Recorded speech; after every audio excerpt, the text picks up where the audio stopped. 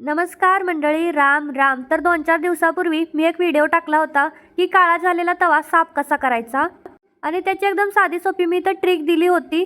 तर त्या व्हिडिओवरती मला इतक्या जास्त कमेंट आल्यात आणि प्रत्येक कमेंटला रिप्लाय देणं मला काही शक्य होत नाही आहे. आणि काही कमेंट तर अशा आहेत की त्याला रिप्लाय काय द्यावा हेच मला सुचत नाही आहे.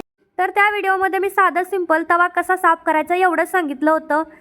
पण एवढ्या निगेटिव्ह कमेंट त्याच्यावरती आलेल्या आहेत का नाही माझ्या तव्याविषयी, की असं कसं, किती वर्षापासून तवा घासलेला नाही आहे किंवा रोज नाही का धूत. तर असं होत नाही, आपण रोज भांडी धुतो मग भांड्यामध्ये तवा येणारच ना. पण जे चपातीचे डाग असतात ते निघत नाही, कारण की आमच्या घरात आम्ही फक्त चपाती करतो, भाकरी करत नाही.